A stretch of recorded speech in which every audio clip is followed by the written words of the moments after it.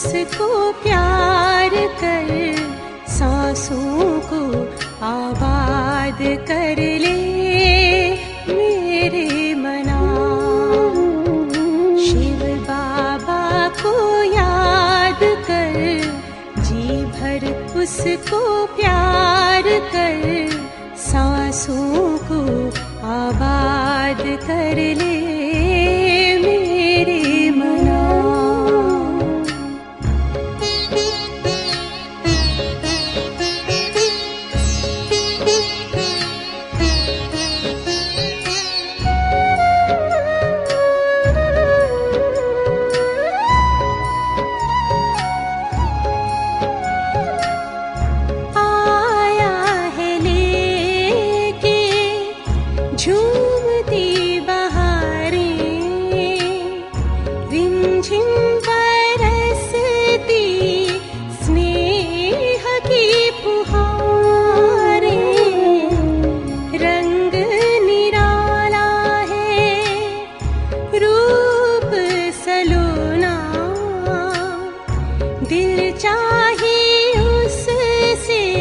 जुदा कब न होना, अब ना इंतजार कर, बैठना हिम्मत हार कर, प्रभु का तू दीदार कर ले मेरे मना।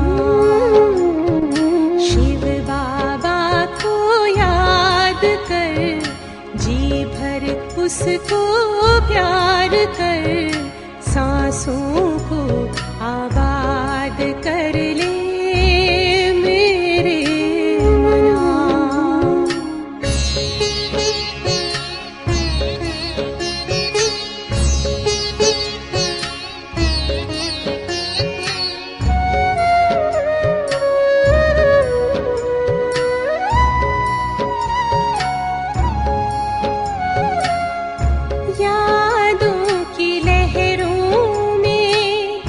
जो लहराए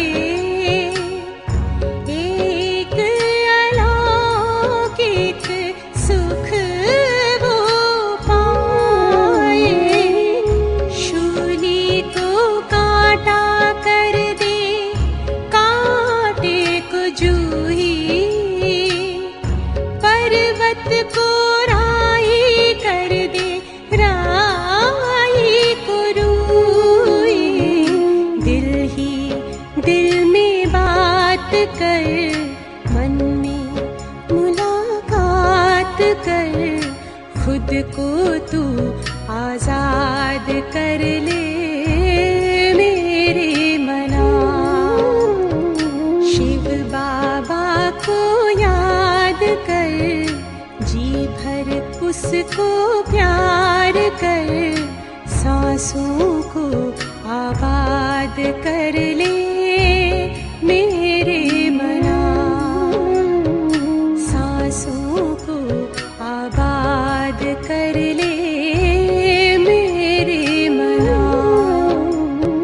सांसों को आबाद कर ले मेरे मना।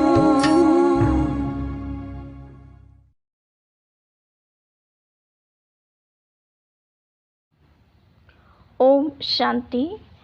9 नवंबर 2023 प्यारे बाप दादा के मधुर महावाक्य।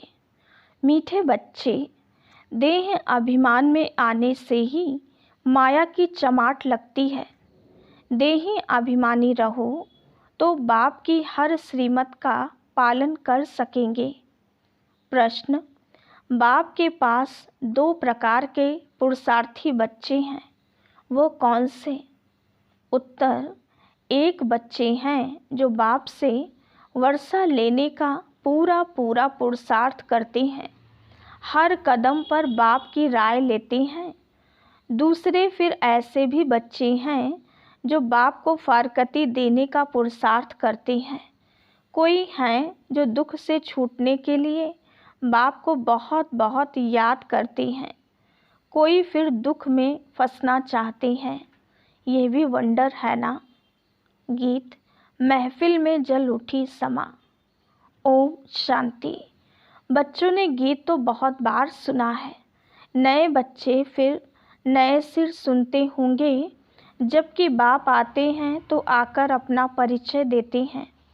बच्चों को परिचय मिला हुआ है, जानते हैं अभी हम बेहद के माता पिता की संतान बनी हैं।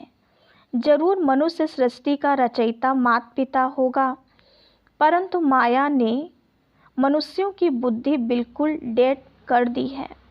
इतनी साधारण बात बुद्धि में नहीं बैठती। कहते तो सभी हैं कि हमको भगवान ने पैदा किया है, तो जरूर माता पिता होंगे। भक्ति मार्ग में याद भी करते हैं। हर धर्म वाले गॉडफादर को जरूर याद करते हैं। भक्त खुद तो भगवान हो नहीं सकते, भक्त भगवान की बंदगी करते हैं। गॉडफादर तो जरूर सबका एक ही होगा, अर्थात सभी आत्माओं का फादर एक है। सभी जिस्मों का फादर एक हो नहीं सकता, वो तो अनेक फादर हैं। वो जिस्मानी फादर होते हुए भी हे ईश्वर कहकर याद करते हैं। बाप बैठ समझाते हैं। मनुष्य बेसमझ हैं जो बाप का परिचय ही भूल जाते हैं। तुम जानते हो स्वर्ग का रचयिता जरूर एक ही बाप है। अभी कलयुग है, जरूर कलयुग का विनाश होगा। प्रायः लोभ अक्षर तो हर बात में आता है। बच्चे जानते हैं सतयुग अभी प्रायः लोप है। अच्छा, फिर प्रश्न उठता है सतयुग में उन्हों को ये पता होगा कि यह सतयुग प्रायः लोप हो जाएगा, फिर त्रेता होगा? नहीं, वहाँ तो इस नॉलेज की दरकार ही नहीं। यह बातें किसकी भी बुद्धि में नहीं है। सृष्टि का चक्र कैसे फिरता है, हमारा पारलौकिक बाप कौन है, यह तुम बच्चे ही जानते हो। मनुष्य गाते हैं तुम माता पिता हम बालक तेरे, परंतु जानते नहीं, तो कहना भी ना कहने के बराबर हो जाता है। बाप को भूल गए हैं, इसलिए आर्फन बन पड़े हैं। बाप हर बात समझाते हैं। श्रीमत पर कदम कदम चलो, नहीं तो कोई समय माया बड़ा धोखा देगी। माया है ही धोखेबाज। माया से लिबरेट करना ये बाप का ही काम है। रावण तो है ही दुख देने वाला, बाप है सुख देने वाला। मनुष्य इन बातों को समझ नहीं सकते, वो तो समझते हैं दुख सुख भगवान ही देते हैं। बाप समझाते हैं मनुष्य दुखी बनने के लिए शादियों में कितना खर्चा करते हैं। जो पवित्र पौधे हैं उनको अपवित्र बनाने का पुरुषार्थ किया जाता है। यह भी तुम समझ सकते हो, दुनिया नहीं समझती। यह विषय सागर में डूबने लिए कितनी सेरेमनी करते हैं। उन्हों को ये पता नहीं है कि सतयुग में यह विष होता नहीं, वो है ही क्षीर सागर। इसको विषय सागर कहा जाता है। वो है संपूर्ण निर्विकारी दुनिया। भल त्रेता में 2 कला कम हो जाती है तो भी उनको निर्विकारी दुनिया कहा जाता है। वहाँ विकार हो नहीं सकते, क्योंकि रावण का राज्य द्वापर से ही शुरू होता है। आधा आधा है ना, ज्ञान सागर और अज्ञान सागर। अज्ञान का भी सागर है ना। मनुष्य कितने अज्ञानी हैं, बाप को भी नहीं जानते, सिर्फ कहते रहते हैं कि यह करने से भगवान मिलेगा। मिलता कुछ भी नहीं। माथा मारते मारते दुखी निधन के बन जाते हैं। तब ही फिर मैं धनी आता हूँ। धनी बिगर माया अजगर ने सबको खा लिया है। बाप समझाते हैं माया बड़ी दुस्तर है, बहुतों को धोखा मिलता है। कोई को काम की चमाट, कोई को मोह की चमाट लग जाती है। देह अभिमान में आने से ही चमाट लगती है। मेहनत है ही देही अभिमानी बनने में। इसलिए बाप घड़ी घड़ी कहते हैं, सावधान, मन मना भव। बाप को याद नहीं करेंगे तो माया थप्पड़ लगा देगी। इसलिए निरंतर याद करने का अभ्यास करो, नहीं तो माया उल्टा कर्तव्य करा देगी। रॉन्ग राइट की बुद्धि तो मिली ही है। कहाँ भी मूंझो तो बाप से पूछो। तार में, चिट्ठी में अथवा फ़ोन पर पूछ सकते हो। फ़ोन सवेरे सवेरे झट मिल सकता है, क्योंकि उस समय सिवाय तुम्हारे बाकी सब सोए रहते हैं। तो फ़ोन पर तुम पूछ सकते हो। दिन प्रतिदिन फ़ोन आदि की आवाज़ भी सुधारते रहते हैं, परंतु गवर्नमेंट है गरीब तो खर्चा भी ऐसे ही करती है। इस समय तो सब जर्जरीभूत अवस्था वाले तमो प्रधान हैं। फिर भी खास भारतवासियों को रजो तमोगुणी क्यों कहा जाता है? क्योंकि यही सबसे ज़्यादा सतो प्रधान थे। दूसरे धर्म वालों ने ना तो इतना सुख देखा है, ना दुख देखना है। वो अभी सुखी हैं, तब तो इतना अनाज आदि भेजते रहते हैं। उन्हों की बुद्धि रजो प्रधान है। विनाश के लिए कितनी इन्वेंशन करते हैं, परंतु उन्हों को ये पता नहीं पड़ता है। इसलिए उन्हों को बहुत चित्र आदि भेजने पड़े तो उन्हों को भी पता पड़ेगा। आखिर समझेंगे ये चीज़ तो बड़ी अच्छी है। इन पर लिखा हुआ है, गॉड फादरली गिफ्ट। जब आफत का समय होगा तो आवाज़ निकलेगा, फिर समझेंगे बरोबर ये हमको मिला था। इन चित्रों से बहुत काम निकलेगा। बाप को बेचारे जानते ही नहीं। सुखदाता तो वो एक ही बाप है। सब उनको याद करते हैं। चित्रों से अच्छी रीति समझ सकते हैं। अभी देखो, 3 पैर पृथ्वी के नहीं मिलते हैं और फिर तुम सारे विश्व के मालिक बन जाते हो। यह चित्र विलायत में भी बहुत सर्विस करेंगे। बच्चों को इन चित्रों का इतना कदर नहीं है। खर्चा तो होना ही है। राजधानी स्थापन करने में उस गवर्नमेंट का करोड़ों रुपया खर्च हुआ होगा और लाखों मरे। यहाँ तो मरने की बात ही नहीं। श्रीमत पर पूरा पुरुषार्थ करना है, तब ही श्रेष्ठ पद पा सकेंगे। नहीं तो पीछे सजा खाने समय बहुत पछताएंगे। ये बाप भी है तो धर्मराज भी है। पतित दुनिया में आकर बच्चों को 21 जन्मों के लिए स्वराज्य देता हूँ।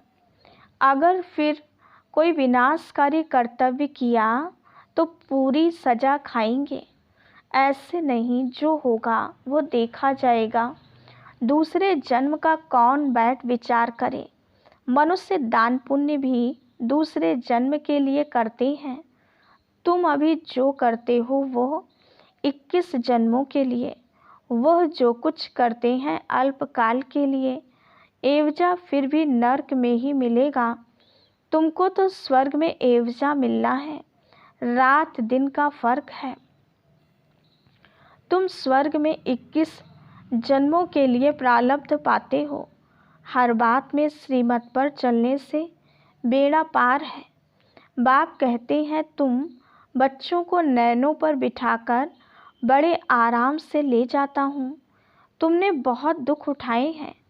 अब कहता हूँ तुम मुझे याद करो। तुम नंगे आए थे, ये पार्ट बजाया, अब फिर वापस जाना है। ये तुम्हारा अविनाशी पार्ट है।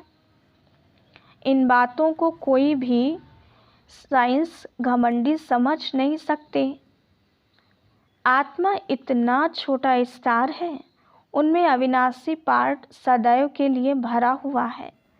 यह कभी समाप्त नहीं होता। बाप भी कहते हैं, मैं भी तो क्रिएटर और एक्टर हूँ। मैं कल्प कल्प आता हूँ पार्ट बजाने। कहते हैं परमात्मा मन बुद्धि सहित चैतन्य नॉलेजफुल है, लेकिन क्या चीज़ है ये कोई नहीं जानते। जैसे तुम आत्मा स्टार मिसल हो, मैं भी स्टार हूँ। भक्ति मार्ग में भी मुझे याद करते हैं क्योंकि दुखी हैं। मैं आकर तुम बच्चों को अपने साथ ले जाता हूँ। मैं भी पंडा हूँ, मैं परमात्मा तुम आत्माओं को ले जाता हूँ। आत्मा मच्छर से भी छोटी है, यह समझ भी तुम बच्चों को अभी मिलती है। कितना अच्छी रीति समझाते हैं। बाप कहते हैं तुमको विश्व का मालिक बनाता हूँ, बाकी दिव्य दृष्टि की चाबी मैं अपने पास ही रखता हूँ, ये किसको नहीं देता हूँ। ये भक्ति मार्ग में मेरे ही काम में आती है। बाप कहते हैं मैं तुमको पावन पूज्य बनाता हूँ, माया पतित पुजारी बनाती है। समझाते तो बहुत हैं, परंतु कोई बुद्धिमान समझे। ये टेप मशीन बहुत अच्छी चीज़ है, बच्चों को मुरली तो ज़रूर सुननी है। बहुत सिकीलधे बच्चे हैं। बाबा को बांधेली गोपिकाओं पर बहुत तरस पड़ता है। बाबा की मुरली सुनकर बहुत खुश होंगे। बच्चों की खुशी के लिए क्या नहीं करना चाहिए। बाबा को तो रात दिन गांव की गोपिकाओं का ख्याल रहता है, नींद भी फिट जाती है। क्या युक्ति रचें, कैसे बच्चे दुख से छूटें। कोई तो फिर दुख में फंसने लिए भी तैयारी करते हैं, कोई तो पुरुषार्थ करते हैं वर्षा लेने का, तो कोई फिर फारकती देने का भी पुरुषार्थ करते हैं। दुनिया तो आजकल बहुत ख़राब है। कोई बच्चे तो बाप को मारने में भी देरी नहीं करते हैं। बेहद का बाप कितना अच्छी रीति समझाते हैं। मैं बच्चों को इतना धन दूंगा जो ये कभी दुखी नहीं होंगे।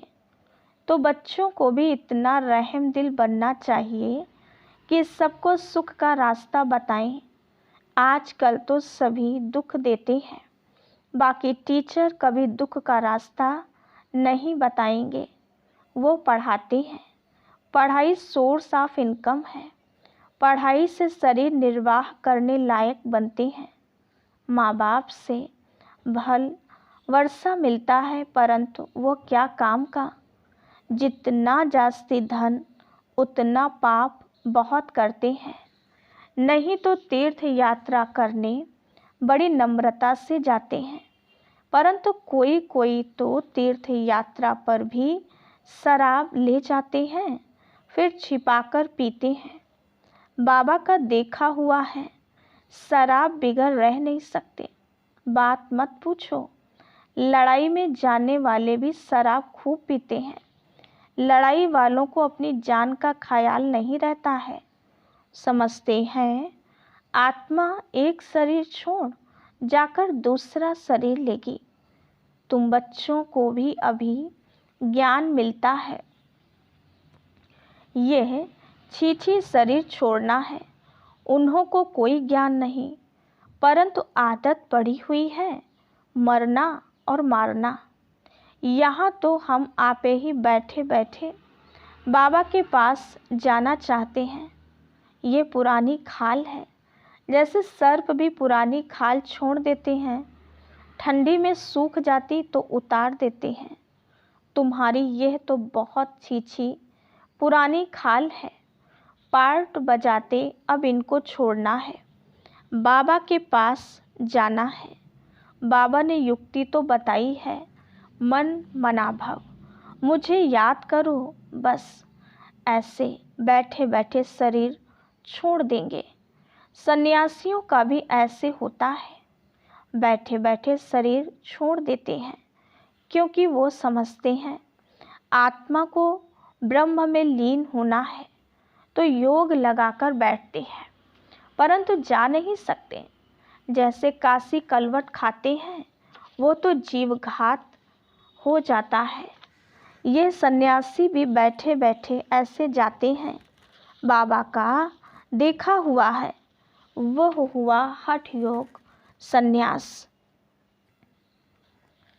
बाप समझाते हैं, तुमको 84 जन्म कैसे मिलते हैं, तुमको कितनी नॉलेज देते हैं। कोई बिरला ही श्रीमत पर चलता है। देह अभिमान आने से फिर बाप को भी अपनी मत देने लग पड़ते हैं। बाप समझाते हैं, देही अभिमानी बनो, मैं आत्मा हूँ।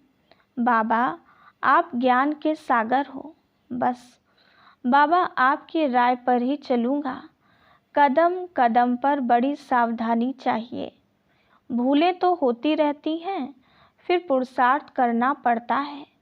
कहाँ भी जाओ बाप को याद करते रहो। विकर्मों का बोझ सिर पर बहुत है। कर्म भोग भी तो चुकतू करना होता है ना। पिछाड़ी तक यह कर्म भोग छोड़ेगा नहीं। श्रीमत पर चलने से ही पारस बुद्धि बनना है। साथ में धर्मराज भी है तो रेस्पॉन्सिबल वो हो गया।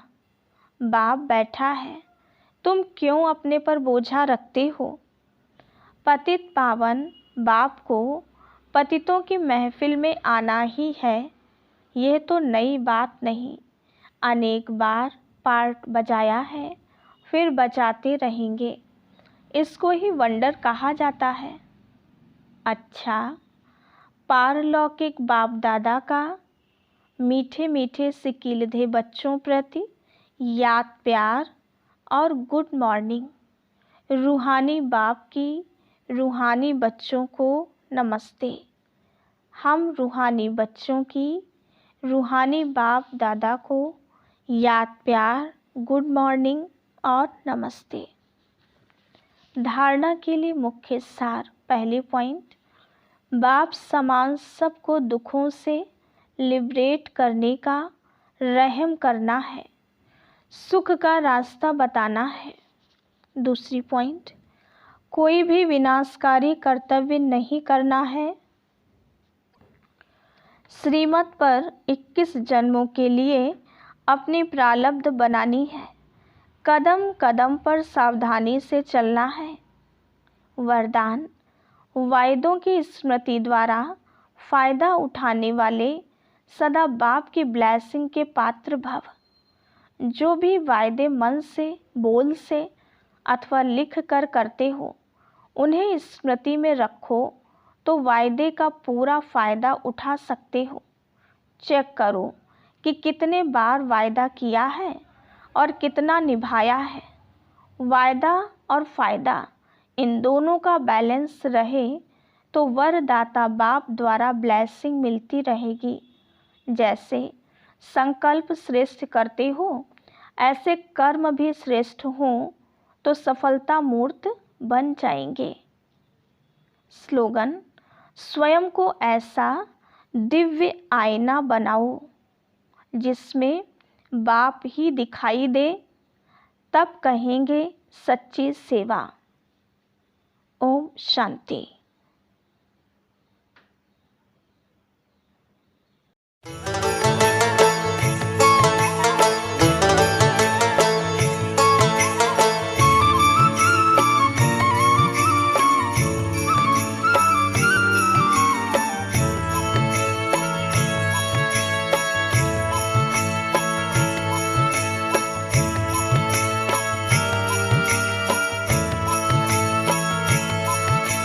चलो मुसाफिर अपने घर, अब तो पूरा हुआ सफर। चलो मुसाफिर अपने घर, अब तो पूरा हुआ सफर। बुला रहा है वतन तुम्हारा, मुख का रुख अब करो उधर। अब तो पूरा हुआ सफर। चलो मुसाफिर अपने घर, अब तो पूरा हुआ सफर।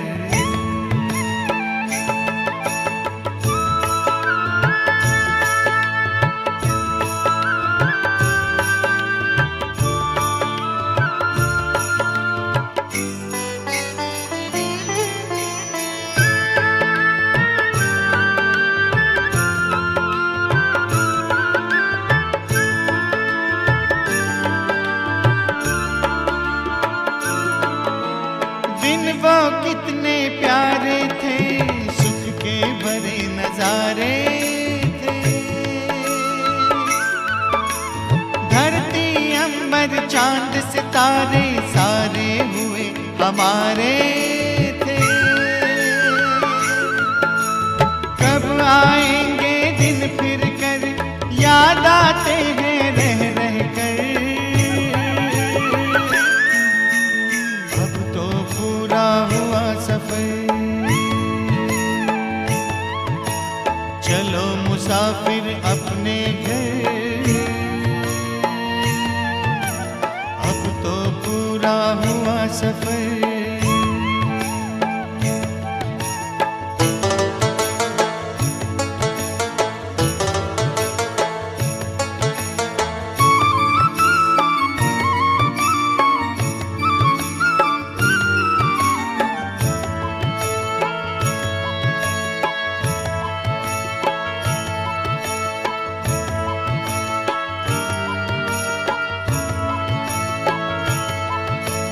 कल तक जो भी था अपना, आज हुआ सारा सपना। भूल गए निज घर की राह, पाए दुख ना जिसकी था। पग पग पर खाए ठोकर, चूर हो गए हो थक कर। अब तो पूरा हुआ सफर,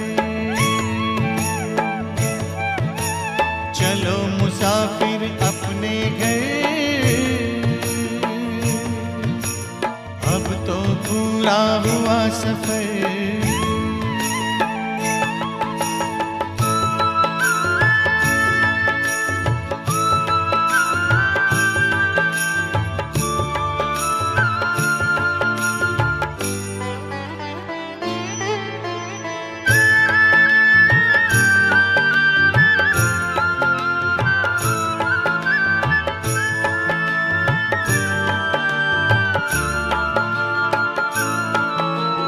परम पिता की बाहों में आओ प्रभु पनाहों में। राजयोग की राहों में, शीतल शीतल छाओं में। अगर मगर की छोड़ डगर, नजर करो ना और किधर। अब तो पूरा हुआ सफर, चलो मुसाफिर अपने घर। अब तो पूरा हुआ सफर, चलो मुसाफिर अपने घर। अब तो पूरा हुआ सफर।